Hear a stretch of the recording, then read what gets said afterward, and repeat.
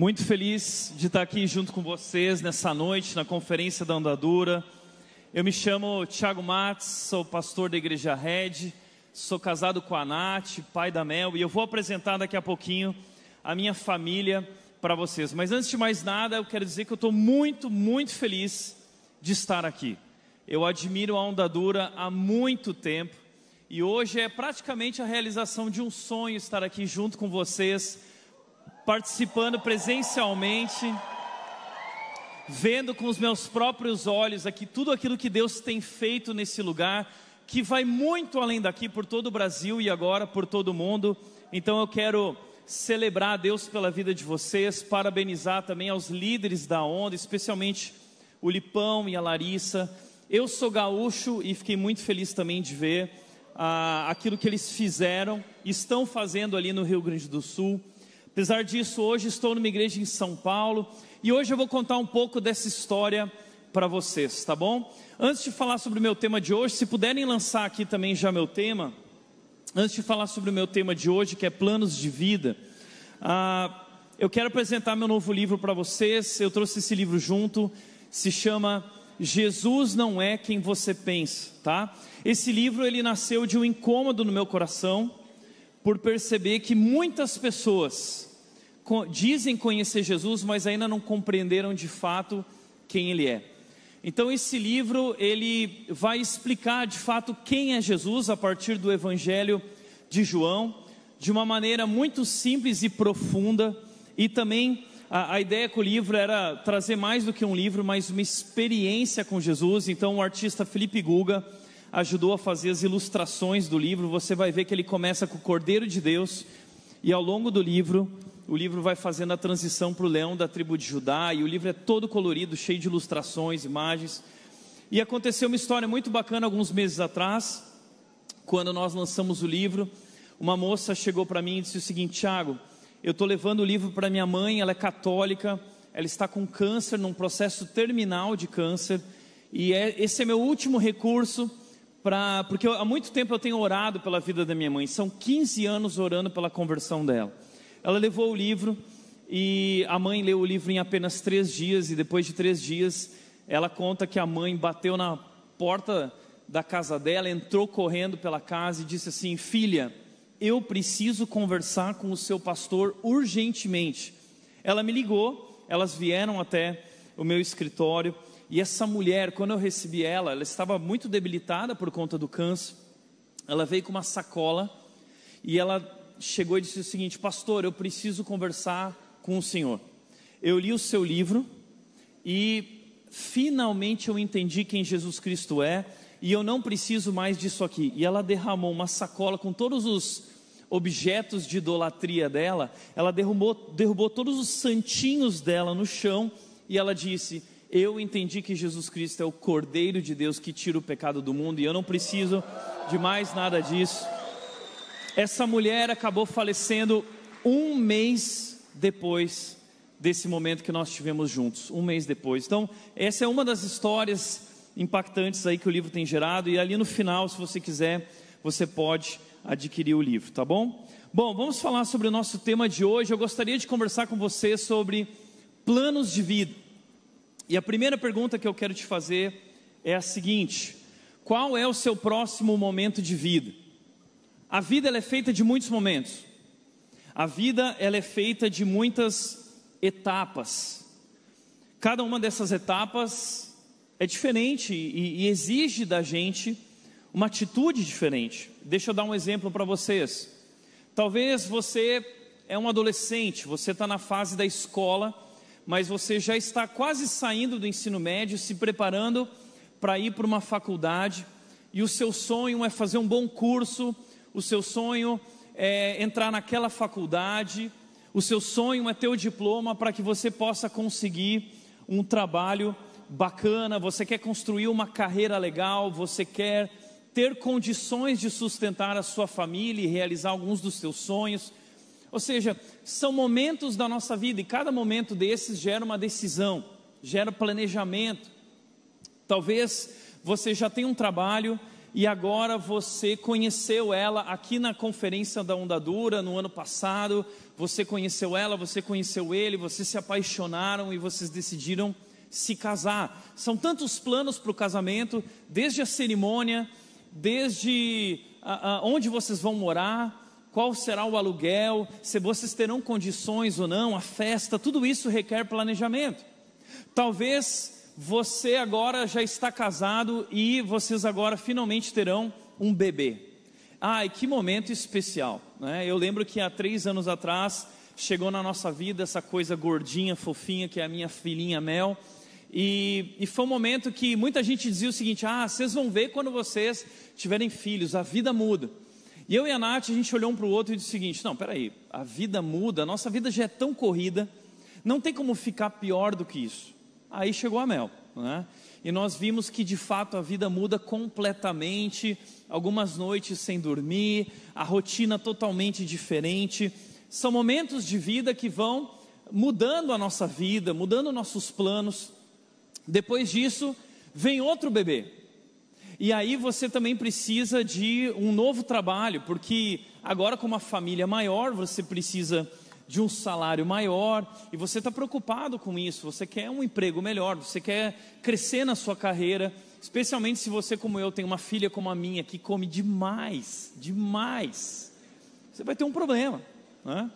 Depois disso, você chega na fase em que os filhos estão na adolescência, e essa fase é uma fase ainda mais difícil que a primeira fase, porque se no primeiro momento o desgaste emocional é físico, nesse segundo momento dos filhos na adolescência, o desgaste emocional, porque começa a surgir ali um ser humano que acha que é alguma coisa, e que tem opinião, e que quer confrontar o pai, que não quer obedecer à mãe, e começa a querer realmente se impor, e ali começa uma fase de muitos conflitos, e não só de conflitos, mas surge uma fase de outros elementos que vão se aproximando. Por exemplo, algumas semanas atrás eu recebi um amigo na minha igreja, e ele chegou com a esposa e a filha dele de 15 anos, e ao lado da filha havia um elemento, né? E eu perguntei para ele assim: mas e esse elemento aqui? Ele disse: Tiago, eu não quero falar sobre isso. Desde então eu comecei a ficar muito preocupado sobre esse assunto. Eu estava assistindo um filme e a Nath virou para mim e disse, teve uma cena de casamento em que uma moça estava entrando e o rapaz vinha, a moça junto com o pai, e eu comecei a chorar, e a minha esposa virou para mim e disse: mas amor, por que você está chorando? Você está lembrando do nosso casamento? Eu falei assim: não amor, eu estou pensando no casamento da Mel, né? E aí eu comecei a orar, e eu vou confessar para vocês que eu tenho orado, e eu tenho feito a seguinte oração: eu tenho pedido para Jesus voltar antes dos 11 anos da Mel, né? Mas Deus já revelou para mim que eu não preciso me preocupar com isso, porque ela vai ser freira, tá? Então a Mel tem um chamado, tá? Bom, além disso, depois vem a fase do ninho vazio, os filhos se vão, e é um momento em que o casal precisa redescobrir a sua relação, muitas vezes o romance, é um momento cheio de desafios, agora repensando a vida também. Depois vem esse momento que é a aposentadoria, e assim a vida vai seguindo. Eu não sei se você já parou para pensar nisso, mas a vida é feita de muitos momentos, ao longo desses momentos e etapas, nós temos planos, sejam eles conscientes ou não. E eu gostaria de hoje falar sobre esses planos, como nós podemos fazer um planejamento de vida de acordo com a vontade de Deus. Hoje eu conheci o Marcos, que foi me buscar no aeroporto, e ele estava conversando sobre os planos de vida dele junto com a sua noiva. Todos nós temos planos, mas como nós podemos fazer planos de acordo com a vontade de Deus, alinhados com o plano de Deus para a nossa vida? É sobre isso que eu quero falar, e eu quero te convidar para abrir a tua Bíblia em Tiago capítulo 4, versículos 13 a 17. Tiago capítulo 4, versículos 13 a 17 diz o seguinte: prestem atenção, vocês que dizem, hoje ou amanhã iremos a determinada cidade, ficaremos lá 1 ano, negociaremos ali e teremos lucro. Como sabem o que será de sua vida amanhã? A vida é como a névoa ao amanhecer, aparece por um pouco e logo se dissipa. O que devem dizer é: se o Senhor quiser, viveremos e faremos isso ou aquilo. Caso contrário, estarão se orgulhando de seus planos pretensiosos, e toda presunção como essa é maligna. Lembrem-se de que é pecado saber o que devem fazer e não fazê-lo. Quero começar apresentando esse texto para vocês. No versículo 13 ele diz: prestem atenção vocês que dizem. O que significa isso? Ele está chamando a atenção daqueles que fazem planos. Ou seja, esse é um alerta para todos nós, todos que estão aqui e têm planos e desejam viver a vontade de Deus na sua vida, devem prestar muita atenção. Então ele diz, qual é o alerta que ele dá? Ele vai apresentar um plano, hoje ou amanhã. Tem data, é um plano com data. Depois ele vai dizer, iremos a determinada cidade. Esse plano tem um local definido. Além disso, esse plano, ele tem um prazo, ficaremos lá 1 ano. Ele também diz, negociaremos ali e teremos lucro. Negociaremos ali a atividade. Além disso, ele diz, e teremos lucro, ou seja, é o objetivo desse plano. Gente, é interessante que o Tiago está criticando esse plano e fazendo um alerta para todos nós que fazemos planos dessa maneira. Agora, a grande pergunta que cabe aqui é, qual é o erro, qual é o problema com esse plano? Porque esse plano parece melhor do que muitos dos nossos planos. Esse plano é aparentemente um plano perfeito, detalhado e que tem tudo para dar certo. Então, qual é a crítica de Tiago para esse plano? Nós precisamos entender isso, para que nós não venhamos a cometer o erro do qual Tiago está falando aqui. E antes de mais nada, deixa eu fazer algumas considerações. A primeira consideração é que não é errado planejar. A Bíblia diz em Provérbios, capítulo 16, versículo 1, que é da natureza humana fazer planos, mas a resposta certa vem dos lábios do Senhor. Provérbios 21, 5 diz que quem planeja bem e trabalha com dedicação prospera, mas o apressado sempre acaba na miséria. Ou seja, a Bíblia não é contra planejamento. Que tem muita gente que acha assim, não, eu vou viver pela fé, sem planos, deixa a vida me levar, teologia Zeca Pagodinho, né? Deixa a vida me levar. Não, a Bíblia não é contra, pelo contrário, a Bíblia incentiva o planejamento. A Bíblia também não é contra, também não é errado você empreender. Não é essa crítica com relação a esse texto. Não é errado empreender. Talvez a Bíblia está dizendo que você não deve ter negócios. Não, também não é esse o problema com esse planejamento. A terceira coisa, também não é errado lucrar. Muita gente vai falar assim, o objetivo de ter lucro, enriquecer é errado. Também não é esse o problema com esse plano. Então, qual é o problema com esse plano? Deixa eu mostrar para você no próprio texto. O problema é a confiança excessiva em si mesmo. Esse é o problema. Porque nesse plano, se você for reparar, Deus não está sendo colocado à frente. É uma pessoa que está decidindo a sua vida por si mesma, crendo que tem o controle de todas as circunstâncias, inclusive do futuro da sua vida. Essa pessoa não precisa de Deus, o plano dela é tão perfeito que ela confia demais em si mesma, e ela deposita a sua vida e o seu futuro nos seus próprios planos e no que ela planejou para a sua vida. Ela acredita que aquilo é melhor do que o que Deus pode ter para a vida dela.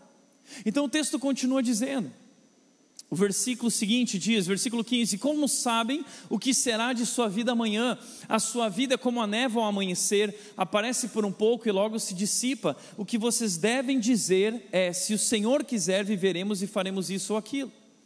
Veja só que interessante, ele vai apontar 2 problemas com esse planejamento. O primeiro problema é o seguinte, nós temos aqui um problema de ignorância. Nós não sabemos o que será da nossa vida amanhã. Não temos o conhecimento do futuro. Por exemplo, a pandemia mostrou isso para nós. A gente fez planos, você seguiu os especialistas que disseram que devia investir aqui ou ali, de repente veio uma pandemia que colocou o mundo de cabeça para baixo. Você fez planos e de repente veio uma tempestade, uma enchente, alagamentos e destruiu tudo o que você tinha planejado. Nós não temos controle das circunstâncias, das forças da natureza, nem da própria vida. A vida é como a névoa, ele também diz, ao amanhecer, aparece por um pouco e logo se dissipa. Eu lembro de um amigo que virou para mim certa vez e ele disse: Tiago, você vai ver que eu vou ser muito famoso e meu nome ainda vai estar nas capas dos jornais. E ele tinha razão. 2 semanas depois, esse meu colega do ensino médio estava na capa do jornal. Ele tinha ficado famoso porque ele morreu contraindo leptospirose. Ele morreu em apenas 3 dias. Então, o segundo problema com esse planejamento, além da nossa ignorância em relação ao futuro, é um problema de arrogância. Porque nós fazemos planos como se tudo dependesse de fato de nós. Ele diz, o que deveriam dizer é: se o Senhor quiser, viveremos e faremos isso ou aquilo. E ele continua dizendo, caso contrário, estarão se orgulhando de seus planos pretensiosos, e toda presunção como essa é maligna.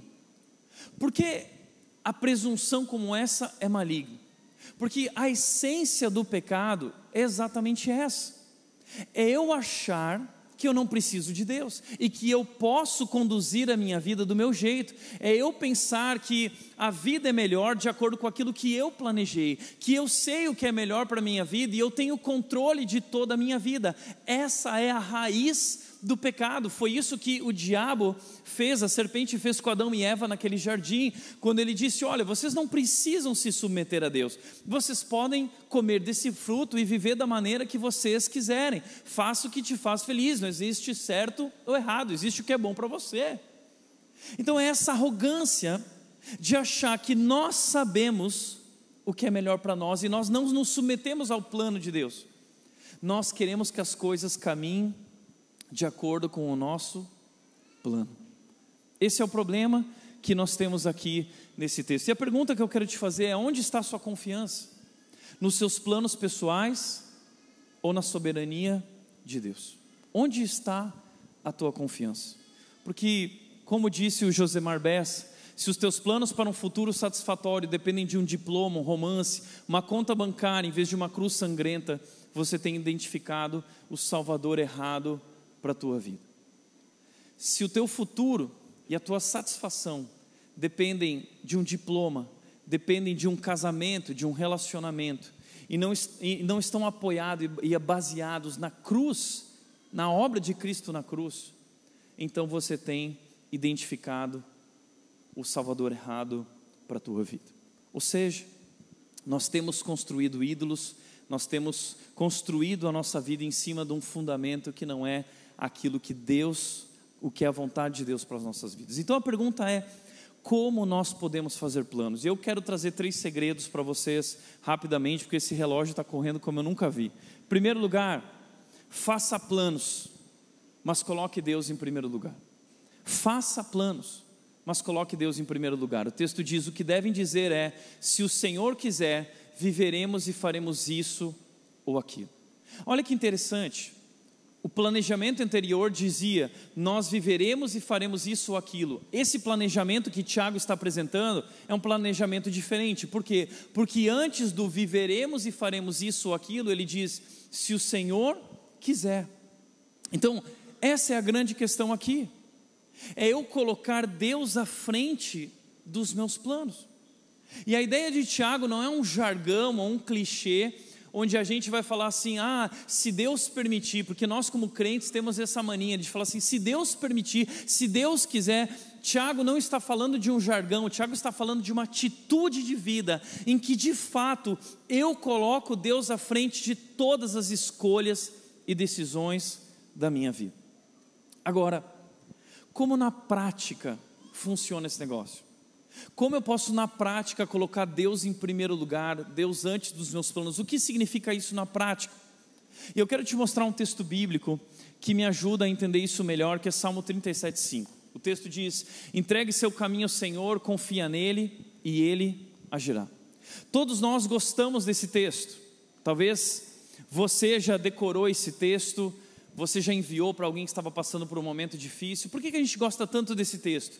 Porque ele diz que Deus vai agir. E o que nós mais queremos na nossa vida é ver Deus agindo, porque nós sabemos que quando Deus age, Ele age fazendo coisas grandes, coisas especiais.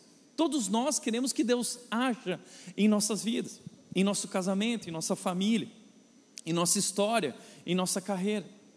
Mas em muitos momentos, nós paramos, olhamos ao nosso redor e questionamos se de fato Deus está agindo e fazendo algo. A impressão muitas vezes que nós temos é que Deus não está fazendo, Deus não está agindo. Começamos a nos questionar: será que Deus se importa? Será que Deus me ama? O que eu fiz de errado? E a grande questão talvez é que nós não entendemos o que vem antes nesse texto. O texto diz que para que Deus possa agir, eu e você precisamos entregar o nosso caminho ao Senhor e confiar nele. Está entendendo? O Ele agirá é resultado de uma entrega, de uma decisão da minha vida, de entregar a minha vida, o meu caminho ao Senhor. O que significa entregar o meu caminho? É entregar tudo aquilo que representa a minha vida, tudo aquilo que eu tenho, que faz parte daquilo que eu sou, o que eu tenho, eu coloco, é o meu caminho, é o meu futuro, os meus planos, os meus desejos, os meus sonhos. Entregar o meu caminho, entregar a minha vida por completo diante de Deus e dizer: Deus, não é meu, é seu. Então Deus agirá. Agora deixa eu te contar, eu tomei essa decisão na minha vida de entregar o meu caminho quando eu tinha 14 anos de idade. Foi nessa época que eu entreguei o meu caminho ao Senhor, e eu posso dizer para vocês que essa decisão valeu a pena, mas não foi nada fácil. E é sobre isso que eu quero compartilhar um pouco hoje com vocês. Recentemente eu fiz uma linha do tempo para fazer uma retrospectiva da minha vida. Eu completei ano passado 40 anos de idade, 40 anos, e eu parei para olhar para trás, para admirar e refletir sobre tudo aquilo que Deus tinha feito. E eu lembrei de um dia muito especial, quando eu tinha 17 anos, quando eu deixei o Rio Grande do Sul. Eu recebi meu chamado aos 14 anos, eu nasci numa igreja muito bíblica, fundamentada na palavra, mas ali naquela igreja, quando eu tinha 14 anos, eu recebi o meu chamado para me tornar pastor.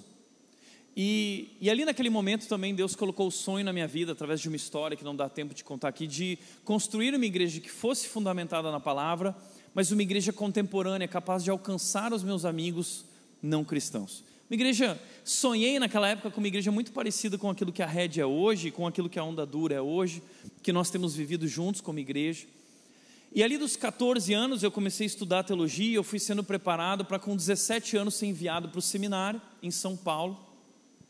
E assim foi, né? Com 17 anos eu estava diante desse momento de pegar um ônibus na cidade de Novo Hamburgo e me mudar para o interior de São Paulo para estudar teologia e me tornar pastor. Eu lembro que nessa época, quando eu estava no ensino médio, o professor ele fez um exercício. Qual era o exercício? Ele virou e disse o seguinte: eu quero que cada aluno apresente a sua profissão do futuro. Você vai fazer um planejamento do seu futuro. E aí cada aluno foi lá e apresentou. O primeiro foi lá e disse: olha, eu vou ser engenheiro. O salário médio de um engenheiro é esse. O meu plano é fazer faculdade X. Eu vou me formar em 5 anos. Depois de 5 anos, eu pretendo começar o estágio já no 2º ano. Depois disso eu pretendo entrar numa empresa assim. Depois, se Deus quiser, eu vou entrar ali eu vou criar minha própria empresa. Todo mundo, que bacana, engenheiro. Aí veio o próximo: eu vou ser advogado. Meu plano é terminar a faculdade de Direito em X tempo. Depois de X tempo eu vou entrar em tal escritório, eu vou ter um salário médio de tanto. E todo mundo, Depois veio o terceiro: olha, eu vou ser médico e meu plano é esse. Eu vou ser professora. Não, eu vou ser economista. E todo mundo foi apresentando e a turma ia aplaudindo. Só que eu, que tinha recebido o chamado, ia ser pastor, preferi ficar para o final, né? E chegou a minha vez. E eu lembro que eu cheguei diante da minha turma e eu virei e falei o seguinte: galera, eu vou ser pastor. Meu plano é esse. Eu não tenho dinheiro para pagar o seminário. Eu não sei o que será da minha vida daqui 5 anos. Eu não sei do que será da minha vida daqui 1 mês. Né? Mas eu coloquei a minha vida nas mãos de Deus. E eu lembro que foi nesse momento que meus amigos olharam com aquela cara assim para mim: não é possível, Tiago, você vai abrir mão da sua vida. Você vai abrir mão da sua vida, Tiago, da sua felicidade. Você vai abrir mão de tudo por essa loucura de servir a Deus. Você é louco, você está abrindo mão da sua felicidade.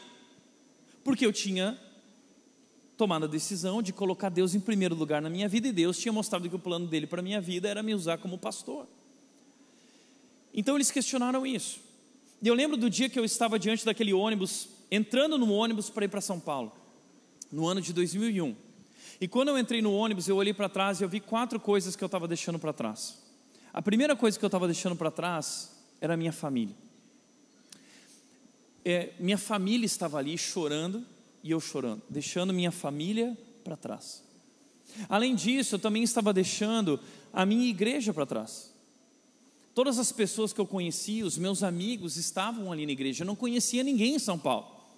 Eu não tinha nenhum parente em São Paulo, eu não tinha nenhum amigo em São Paulo. Aliás, tudo que eu sabia sobre São Paulo era o que eu via no Cidade Alerta. Então, quando eu cheguei em São Paulo, na rodoviária do Tietê, eu suava frio, desesperado, porque eu achava que eu ia ser sequestrado e raptado, levado para um cativeiro na cidade de Mariporã. Eu estava desesperado. Além disso, eu olhei para trás, minha família estava ali, meus amigos da igreja estavam ali. Uma outra coisa que também naquele momento eu vi que eu estava deixando era o meu caminho, eu estava entregando o meu caminho ao Senhor. Uma outra coisa que representava esse caminho era o surf.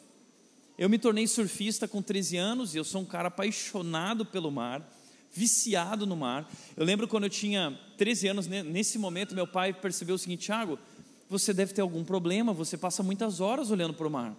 Meu pai falou assim: por que você não vira surfista? Meu pai se arrependeu para o resto da vida dele de ter feito essa sugestão. Mas ali com 13 anos eu comecei a surfar, e eu tinha os meus amigos, né? Quem ama surf sabe disso. Eu ficava lá na escola desenhando aquelas ondas perfeitas da Indonésia que a gente via nas revistas de surf, a gente ficava desenhando. Então a minha vida era surf. Só que quando eu fui para São Paulo, eu tive que deixar minha prancha no Rio Grande do Sul, e eu não sabia quando eu ia ter chance novamente de ver o mar. Eu estava indo viver em São Paulo, mas eu deixei. Agora, gente, de todas as coisas que eu deixei para trás e que representam entregar o meu caminho ao Senhor, a mais importante delas, tá? Não está aparecendo aqui, mas se chama Esporte Clube Internacional. Tá? Eu sou colorado, tá? Rolou uma pergunta até sobre isso. Eu sou colorado, tá? E seguinte, eu lembro quando eu tinha 8 anos, meu pai me levou ao estádio do Beira-Rio, e eu entrei naquele estádio, eu vi aquele mar vermelho e caiu uma lágrima dos meus olhos, assim, foi paixão à primeira vista naquele momento. E gente, por que eu estava deixando o Inter para trás? Porque em 2001 não existia telefone celular ainda praticamente, a internet era discada, e o seminário onde eu fui estudar teologia tinha um computador para 300 alunos, um computador 486 100 MHz, que era aquela, né, funcionava a manivela, aquela internet ruim, não tinha como ter contato com o Inter, as rádios, a televisão, não passava jogos do Inter, e eu passei ali praticamente 4, 5 anos, sem ter muito contato com o time do Inter, mas eu amava aquele time. São coisas que representavam a minha vida, que representavam o meu caminho. Essa foi a decisão que eu tomei aos 17 anos, e foi isso que meus amigos disseram: Tiago, você está fazendo a escolha errada, você está abrindo mão da sua felicidade. Mas agora eu quero contar rapidamente para você, 23 anos depois, o que aconteceu. Não dá para contar tudo o que aconteceu, mas eu quero contar pelo menos 4 coisas que são respostas a tudo que eu deixei para trás. A primeira delas é que Deus me deu uma família maravilhosa, e um detalhe, que quando eu tinha 17 anos e estava entrando naquele ônibus, a menina que eu curtia, que eu era apaixonado, estava lá. Ela era surfista também, tinha sido aquele amor de verão, né? E ela olhando para mim, dizendo assim: Tiago, o que você está fazendo? E disse: olha, eu tenho um chamado, e isso vem em primeiro lugar na minha vida.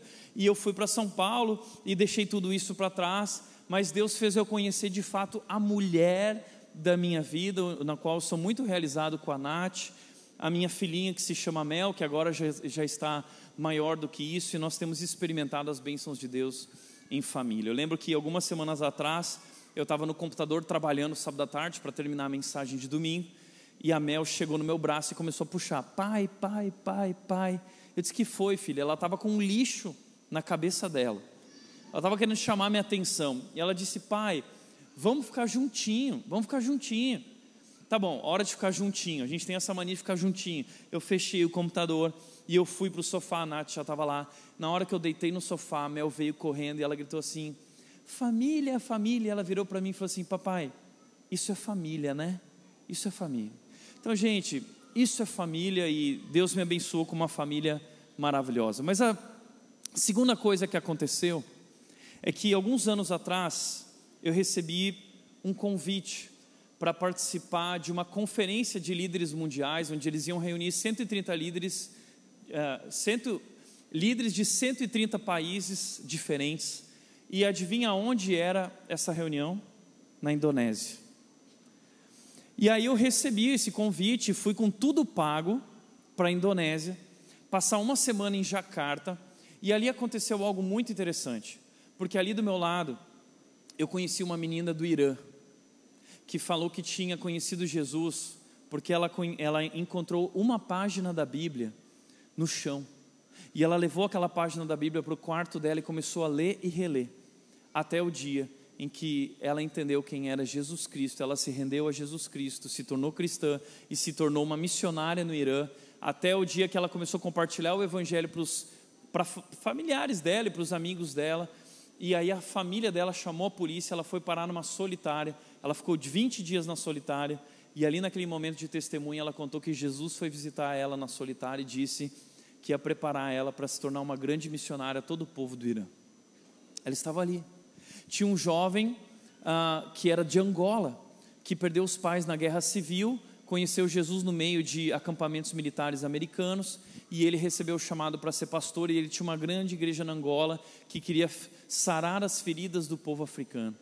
Eu conheci um outro que era um chinês, um cara da Coreia do Norte, tinham outras pessoas do Egito, pessoas compartilhando aquilo que Deus estava fazendo no mundo, e Deus estava realizando milagres no mundo inteiro. Um grande avivamento acontecendo no Egito, um grande avivamento acontecendo na China, um grande avivamento acontecendo na África. Ou seja, ali eu percebi que por todo o mundo Deus continua agindo, porque muitas vezes nós olhamos para a Bíblia e a gente pensa assim: bom, de fato a Bíblia está completa, mas a gente confunde isso, porque apesar de a Bíblia estar completa, a história de Deus continua sendo escrita. Deus continua escrevendo a sua história, e ali eu vi que Deus continua escrevendo a sua história, e que Ele continua realizando coisas poderosas pelo mundo.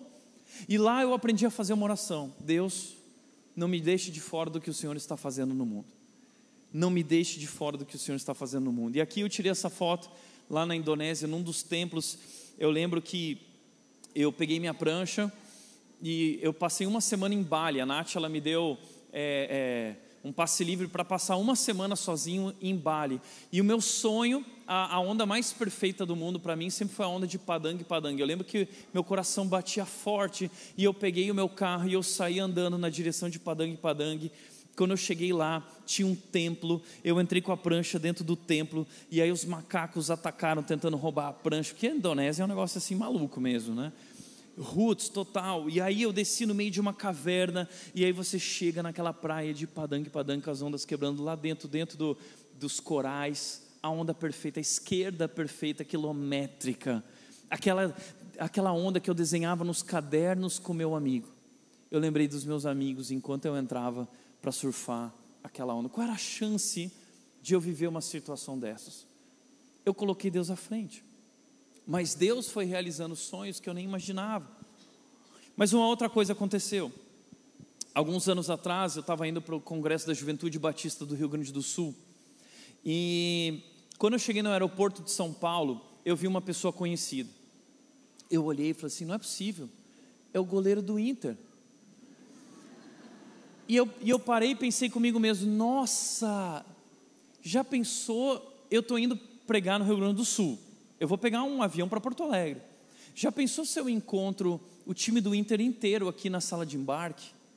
Eu olhei para o céu e falei assim: ó Deus, Deus de Abraão, Deus de Isaac, Deus de Jacó. É a oração do Mar Vermelho. Quando eu entrei na sala de embarque, estava o time inteiro do Inter dentro da sala de embarque. Eu não podia acreditar naquilo, porque o sonho de quem ama seu time é encontrar seus ídolos lá, e eles estavam lá, toda a galera lá. E eu fiquei tão louco com aquilo, mas eu sou tímido, eu fiquei na minha, admirando eles de longe, mandando mensagem para todo mundo, compartilhando. De repente, eu parei e pensei o seguinte: peraí, eu estou indo para Porto Alegre, o Inter deve estar indo para Porto Alegre também, voltando para lá. Já pensou se nós viajássemos no mesmo avião? Eu virei para os céus e falei assim: ó Deus, Deus de Abraão, de Isaac, de Jacó, o Senhor abriu o mar vermelho, Senhor, eu entreguei minha vida, eu confiei. E aí de repente começaram a chamar meu nome, eu não tinha percebido, o voo já estava partindo, eu saí correndo, eu não tinha visto se o time tinha entrado ou não. E quando eu entrei dentro do avião, eu olhei lá dentro, e estava o time inteiro do Inter dentro do avião. Só que eu reparei uma coisa, estava todo mundo muito contente lá, todo mundo pedindo autógrafo, pedindo camiseta. Eu até parei e pensei assim: nossa, já pensou ganhar uma camiseta de um jogador do Inter? Mas eu nem pensei muito nisso, não orei. Mas quando eu olhei para o time do Inter, aquele alvoroço no meio do time, eu percebi que o time inteiro do Inter estava no meio do avião. E gente, tinha um lugar vazio no meio do time do Inter. Um lugar vazio. Eu olhei para o céu e falei assim: ó Deus, Deus de Abraão, Deus de Isaac, Deus de Jacó. E eu fui tremendo com a minha passagem, assim, ó. Quando eu cheguei, era exatamente o meu lugar. Aí eu virei, eu amava um jogador naquela época chamado Edinho, porque o Edinho era muito raçudo, né? E era o lugar exatamente do lado do Edinho e do lado do Nilmar, meus dois maiores ídolos. Eu virei para o Nilmar e falei assim: por favor, você pode me dar licença, porque esse é meu lugar, né? Ele, claro, tal, não sei o quê. E gente, só que nessa hora eu parei e pensei o seguinte: não, peraí, essas coisas não acontecem do nada. Isso aqui é uma jesucidência, né? Eu peguei a minha Bíblia, Deus deve ter um propósito aqui. Eu peguei minha Bíblia e sentei no meu lugar, que era na janela. Quando o voo começou a levantar, o Edinho começou a olhar para a Bíblia no meu colo, e eu comecei a levantar a Bíblia na direção dele, assim, né? De repente ele virou para mim e falou assim: cara, você é cristão? Eu virei para ele com aquela cara lavada e falei assim: sou, por quê? Ele falou: não, porque eu também sou cristão, mas eu estou afastado. Que legal, quero conversar com você porque eu estou precisando de ajuda em umas questões, tudo mais. Ele começou a compartilhar da vida dele, até que ele perguntou para mim: e você, o que você faz da vida? Eu falei: cara, eu sou pastor. Na hora que eu falei isso, o Nilmar virou e falou assim: Edinho, que bom que você é pastor, porque o Edinho está precisando de um pastor na vida dele. O Edinho ficou tão empolgado com aquilo, falou: não é possível. Ele levantou no meio do voo e falou assim: Clemer Índio, que eram jogadores na época, né? Esse cara aqui é pastor. O avião inteiro fez assim, ó, pá. Nesse momento, nós começamos a conversar. Eles começaram a fazer várias perguntas. Os jogadores da frente e de trás fizeram uma roda no meio do avião. Eles colocaram os braços em cima dos bancos. E eu tive a oportunidade de pregar o evangelho, falar de Jesus para os meus maiores ídolos.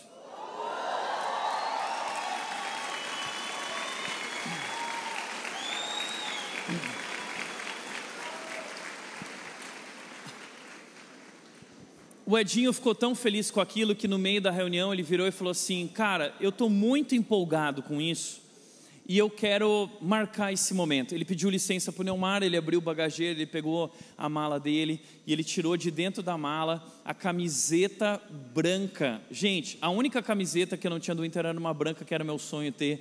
Ele tirou a camiseta branca que ele tinha usado no jogo do Inter contra o Chivas. A camiseta estava molhada e suja, ele colocou dentro de um saquinho, ele fechou o saquinho, ele falou assim: Thiago, só tira a camiseta quando você chegar em casa e põe na máquina para lavar. Eu tirei na hora, rasguei e disse: não, eu vou tirar agora, eu vou cheirar.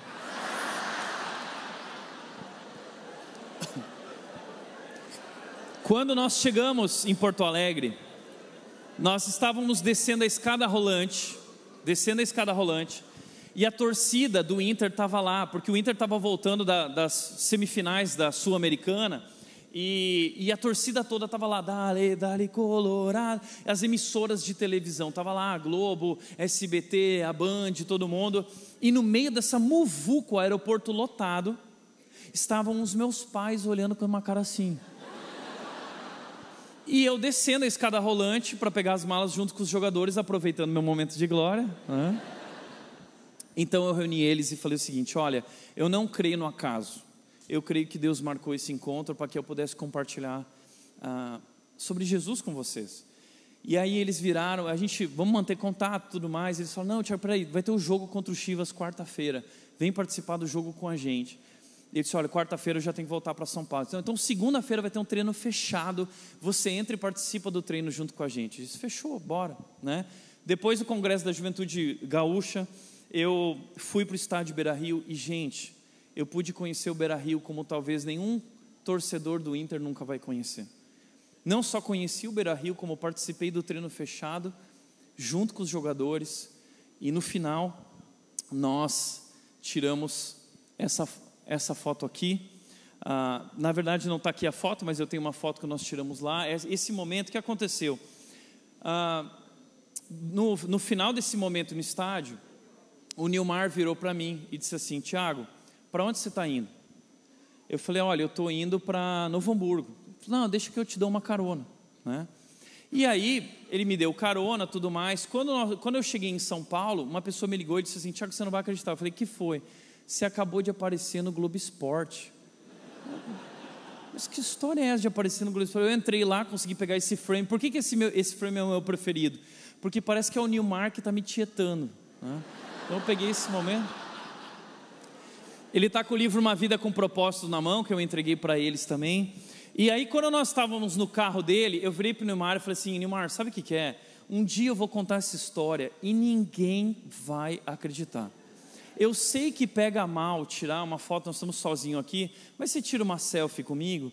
E nós tiramos essa selfie aqui, dentro do carro do Nilmar. Vamos voltar aqui, porque vale a pena, né? Eu trabalho essa foto. Aí, ó. Gente, mas isso faz alguns anos. E aí recentemente saiu a notícia assim: porque o Inter vai ter que treinar fora do estado do Rio Grande do Sul, infelizmente, né? Não menosprezando a tragédia, muito triste. Mas saiu a notícia: o Inter vai ter que treinar fora. E na hora eu pensei assim: já pensou se o Inter viesse treinar aqui em Indaiatuba, no estádio do Primavera, que fica na frente da minha casa? Sábado passado, às 14h, eu recebi uma ligação do diretor do Primavera, meu amigo, dizendo: Tiago, o Inter está em Itu, mas eles decidiram vir treinar hoje aqui no Primavera. E aí eu tive esse momento aqui com o Thiago Maia, com o Maurício, com o Alan Patrick e todos os outros. Estivemos sábado passado juntos participando também do treino fechado. Agora a pergunta que eu tenho para ti é a seguinte: qual é a chance disso acontecer? Qual é a chance? Por último, a última coisa que eu gostaria de falar sobre isso é que eu tive a oportunidade de começar essa igreja há 11 anos atrás, chamada Igreja Red, que é a realização desse sonho de uma igreja capaz de alcançar meus amigos não cristãos. Essa igreja hoje já são mais, pela graça de Deus, pura graça de Deus, mais de 5.000 pessoas. E recentemente eu assinei um contrato com o Deco, que é o atual diretor de futebol do Barcelona, e ele está construindo o nosso novo espaço, que fica pronto em setembro, um espaço incrível.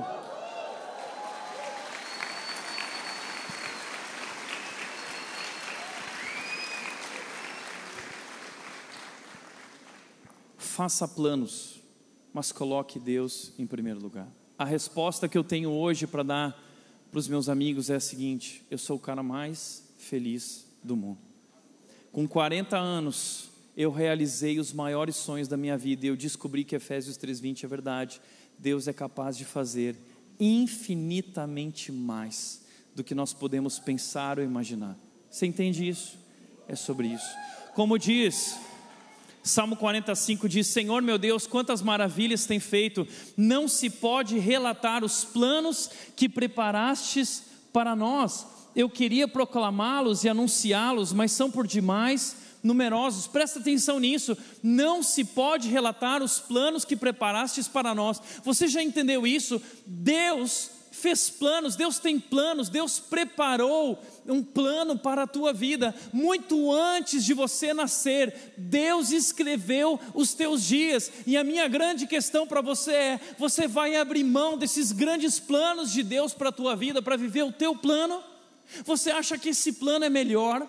Você acha que você entende melhor o que vai te fazer feliz de fato? Não, é Deus quem tem um grande plano para a sua vida, como Ele disse em Jeremias 29:11, eu é que sei os planos que tenho para a sua vida, sou eu que sei, portanto faça planos, mas coloque Deus em primeiro lugar.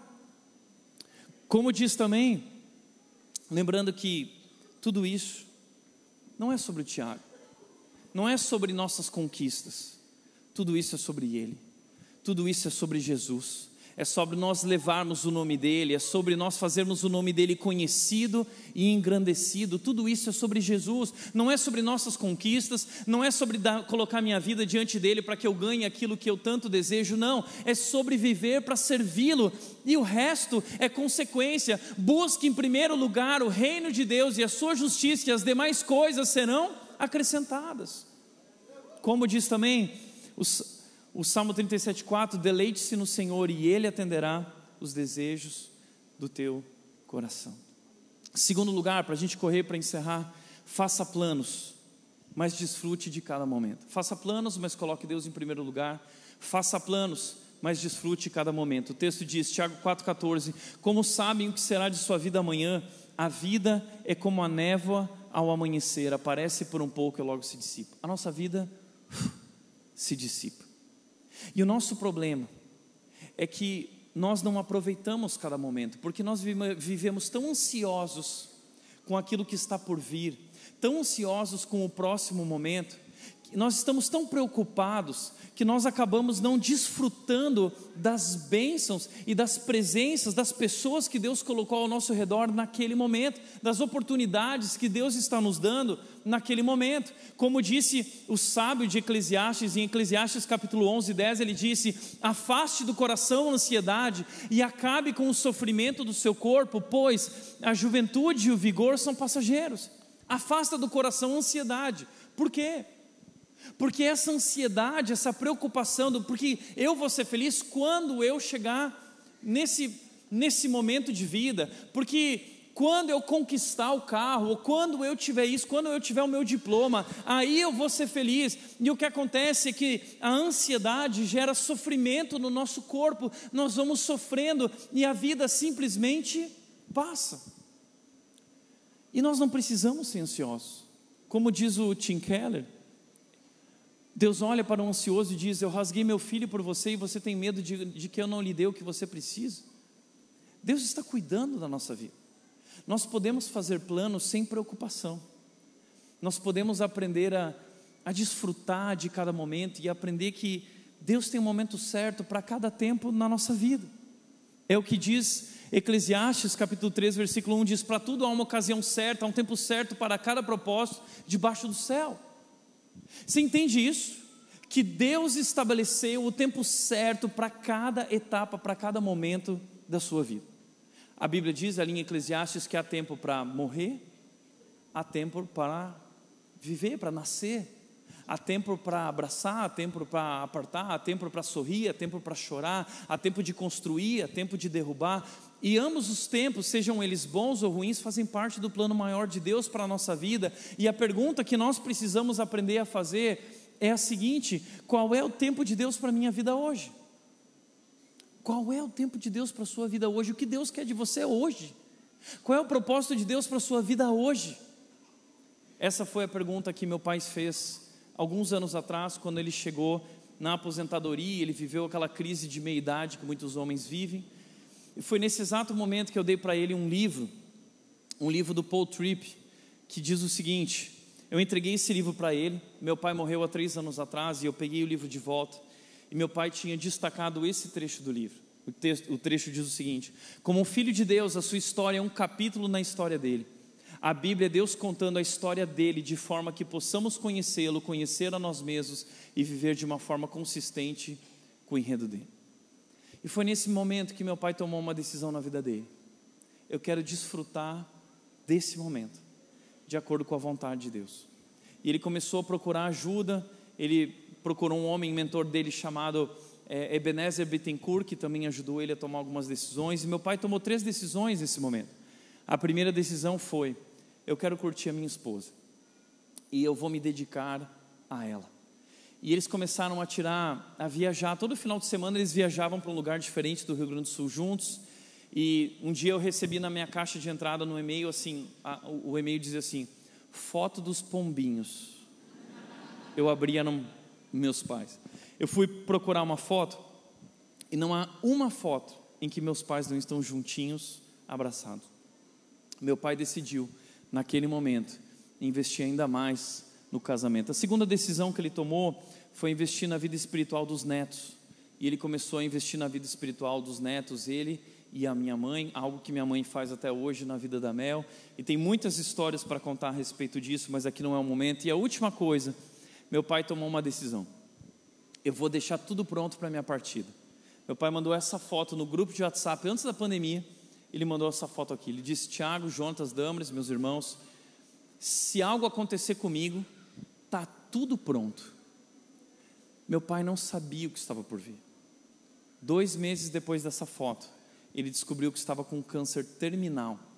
2 meses depois, ele veio a falecer. E eu lembro que quando eu cheguei no hospital para passar a noite com ele, no dia seguinte ele teria cirurgia da qual ele não voltaria. E eu fiz a seguinte pergunta para ele: pai, você está pronto? E meu pai deu a resposta que eu nunca vou esquecer. Ele disse: filho, eu estou pronto. E eu estou em paz, porque eu depositei a minha vida nas mãos do nosso Senhor e Salvador, Jesus Cristo. Eu combati o bom combate, eu completei a carreira, e agora eu deixo esse legado para vocês. Que legado? Faça planos, mas desfrute cada momento. Sabe, com tudo isso, como a vida é breve e se dissipa, a gente precisa aprender que hoje é dia de restaurar aquele relacionamento quebrado. Hoje é dia de abraçar. Hoje é dia de pedir perdão. Não há tempo para deixar para amanhã, para resolver nossas questões. Nós precisamos aprender a fazer aquilo que nós precisamos fazer hoje. Fazer planos, mas desfrutar a cada momento. E por último, para encerrar, faça planos, mas seja um canal de bênçãos. Tiago 4,17 diz: lembrem-se de que é pecado saber o que devem fazer e não fazer. Faça planos, mas que o teu plano não seja um plano egoísta sobre tua vida, sobre tuas conquistas, sobre teus sonhos, sobre teus desejos, sobre a tua satisfação, mas que os teus planos contemplem a missão maior de Deus, a história de Deus que vem sendo escrita ao longo da história, que continua a ser escrita, e hoje nós somos a geração que está sendo chamada para ser bênção nas mãos de Deus, para ser um instrumento nas mãos de Deus. Portanto, usar a tua vida simplesmente para esses planos que não colocam Deus à frente é um desperdício. Não desperdice a sua vida. Coloque Deus à frente de todos os teus planos e dedique a tua vida para ser um instrumento nas mãos de Deus, onde Ele te colocar, e que ali você floresça, e que ali você seja um sinal do reino de Deus, e que ali a tua vida aponte para o nosso Senhor e Salvador Jesus Cristo. Que na hora de fazer planos, você coloque Deus em primeiro lugar. Que na hora de fazer planos, você desfrute de cada momento que Deus tem te proporcionado.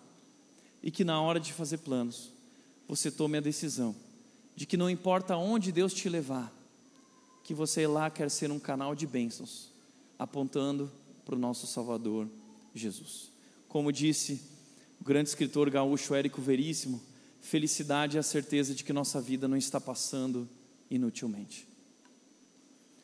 Que teus planos não sejam planos inúteis, que apontam só para a tua vida, para a tua satisfação e para o reconhecimento que você busca, mas que os teus planos apontem para o nosso Senhor e Salvador. Portanto, para refletir e praticar 3 perguntas: em quais áreas da sua vida você confia mais em seus planos do que em Deus? Segundo, como você poderia viver de maneira significativa e intencional diante da brevidade da vida? E terceiro, você está aproveitando as oportunidades diárias para fazer o bem ao seu redor? Feche teus olhos.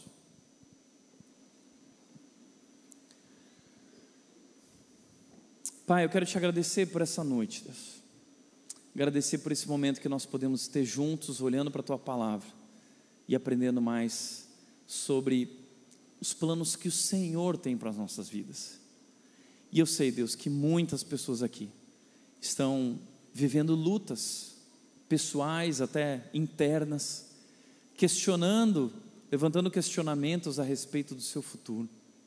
Mas que hoje, Deus, cada um aqui possa ser tocado por essa palavra, levando a compreender a importância dessa decisão de colocar Deus à frente de tudo, de entregar o caminho ao Senhor. Que de fato, Deus, as pessoas aqui possam viver e experimentar como é de fato maravilhoso colocar tudo diante de Ti, nas Tuas mãos, e deixar que o Senhor age. Que o Senhor possa continuar agindo nessa igreja, na vida de cada pessoa aqui. Pai, essa é a minha oração em nome de Jesus. Em nome de Jesus. Amém. Amém.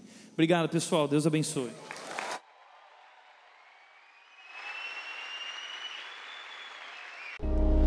E aí, tudo bem? Você acabou de ouvir uma mensagem poderosa e transformadora. E para você não perder nada, se inscreva no canal, ative o sininho, porque sempre quando nós entrarmos ao vivo, você vai receber uma notificação para não ficar de fora. E eu tenho algo para você. Eu vou deixar aqui 2 indicações, então já clica e continue recebendo mais de Deus. Um abraço e até a próxima.